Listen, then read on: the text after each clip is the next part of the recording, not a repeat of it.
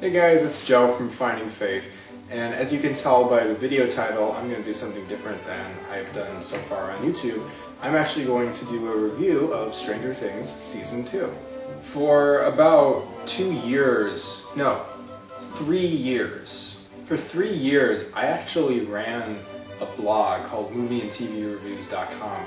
You can't look it up now, unfortunately, because the domain name ran past its date and I didn't want to pay another $300 for another 3 years. So you unfortunately can't really view the posts, but I did movie and TV reviews for a little while.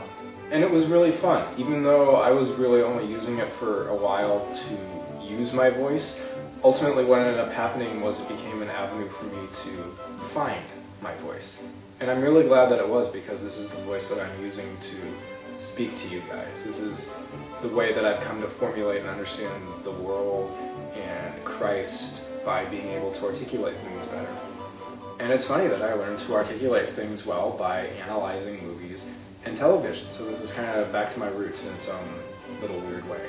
So when the first season of Stranger Things landed, I was in my first semester of grad school. I distinctly remember it because I binged the first season over a weekend and it was totally worth it. I had so much fun with it. And it's such a fun show. Diego, it just finished season 1, he fell in love with it too. Most people I know who watch it really like it. I think it's one of Netflix's best shows. And now that I've seen Stranger Things season 2, I think that largely, I'd say it stands. There are a couple flaws, unfortunately, with the second season, but I want to talk about the good stuff first, because there's a lot of good stuff. First, the natural progression of the story feels very natural. There's not really much in the overall story that feels forced. It feels fun. It expands on what we already knew about the Upside Down, and the character progressions and everything seem very natural.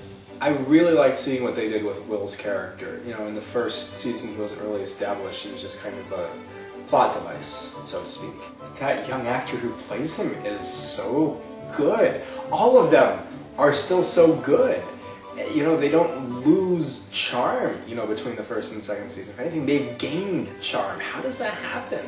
I still really like Joyce, aka Winona Ryder, even though I just watched the honest trailer for Stranger Things, and she does have kind of a face that like they pointed out that it's very distinct, her face that she uses a lot. But I also don't know if that's really fair criticism. I have a distinct face that I use a lot, you know, and if I'm playing a certain part where I have, you know, a recurring emotional state, I'm gonna make pretty similar faces. It just makes sense. David Harbour is this is the first thing I've really seen David Harbour in. He is so good. He has such good presence on screen. He manages to be tough but still have a rich emotional life, and he's still, you know, he's likable. He does things that you don't always agree with or necessarily like, and yet you're still rooting for this guy through all of this. I really like that. And of course Finn Wolfhard is really good. Millie Bobby Brown is, she's going to win an Oscar, or she's going to play Emma Watson's younger sister in something. I'm serious, you can totally picture that, right? You know, grow out the hair or something. They have basically the same British accent in real life. Make it work. Make it happen, Hollywood. And then Dustin is just phenomenal. I think the actor's name is Gaten Mazzaro or something along those lines. I can't pronounce it, I'm really sorry. But he is still so good. Caleb McLaughlin, who plays Lucas, is still so good. And we get to see a little bit more of his life. We get to see a little bit more of all of these kids' lives. And I really like seeing that, and it feels so natural. Everyone was excited because, you know, Sean Astin was coming in. We didn't know what kind of part he was going to play. And at first I wasn't really sure what to make of him, but you know, ultimately I really, really liked him. I really like Sean Astin in this, you guys.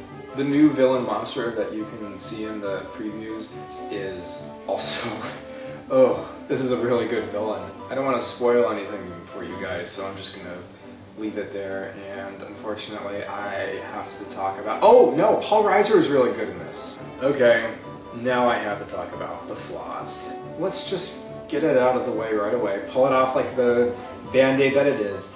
Episode 7 is awful. There are maybe a couple of stray good moments in this episode, and Millie Bobby Brown's performance is really good, and there's kind of an unanswered question that comes up that's intriguing. But these characters that are introduced, they're so bad. They're so bad. And the one who gets the most attention and is the most central to the story, I'm sorry, her accent is just inconsistent, and it's really frustrating to listen to. The best thing by far about episode 7 is, save for a brief flash to it farther down the road in the second season, is you could just cut it out. Except for that flash, which you could also cut out, there's nothing truly significant that happens in that episode. If you went from the end of episode 6 in season 2 to the beginning of season 8 and then watched the rest of the season, you wouldn't miss any. And you know, the Duffer Brothers are so creative and so smart. You know, they try to do something different. Honestly, part of me just respects them for trying to do something different. I think it's very risky for artists to do that, and even when it doesn't work out, part of me is just glad that they tried something different, because that's not easy to do in Hollywood these days. Certainly easier in television, and we're seeing more of that these days, which is really cool, but you know, not every single try at something new is going to be good, unfortunately. And then you have the 2 new school characters that get introduced, that they're not bad, they're just, you also could have written them out. They didn't really need to be there beyond adding some conflict and some screen time. I was watching trying to figure out, okay, where is this arc going? What is the importance of this character or that character? And I just didn't see anything.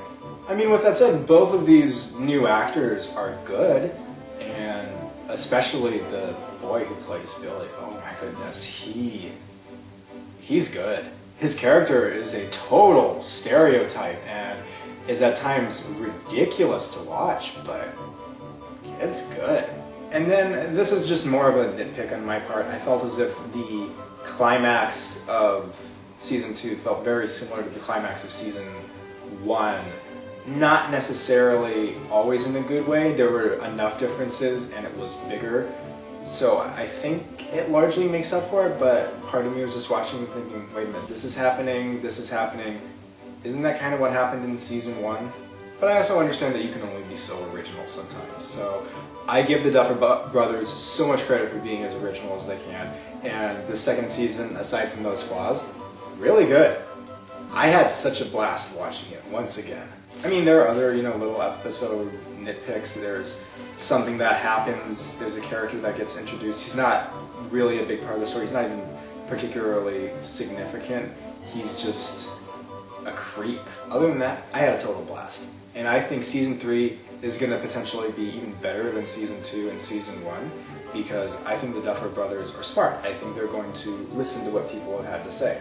Now, what season 3 looks like, I don't know, because it's kind of hard to know. You know, where do you go from here? How do you make things bigger, or are they going to make things more focused? There's a lot of unanswered questions that they can definitely go for answering, or, you know, opening up more doors. Either way, I want to see it. Ugh, and it's going to be frustrating because it's been, I don't know, 15 months. There's a 15-month gap or so between season 1 and season 2, so is there going to be another 15-month gap? Ah! Yeah, ultimately I would say season 2 was pretty close to as good as season 1. I think just, you know, the Duffer Brothers did try to do some new stuff. Some of it really worked, and some of it not. So I think the stuff that doesn't work ultimately evens out the new stuff that worked better than season 1, actually. And that's my review of Stranger Things Season 2. I tried really, really hard not to spoil it, you guys, because there's so much to talk about. And it's so good. So yeah, I just wanted to do something fun. It's kind of nice to do a review. I haven't done a review in a while of something, and it's just kind of fun to analyze. I'd love to go more in depth, but that involves spoilers. Alright guys, thank you so much for watching. Don't forget to subscribe to my channel. Please comment, like, share my videos, and hopefully I will see you guys in future videos where I get back to talking about God. Doesn't mean I'm not doing another video like this. I'll probably do reviews occasionally. Definitely going to review Stranger Things Season 3 when the time comes. I'm looking forward to it. Have a blessed day or blessed night, and I'll see you in the next video.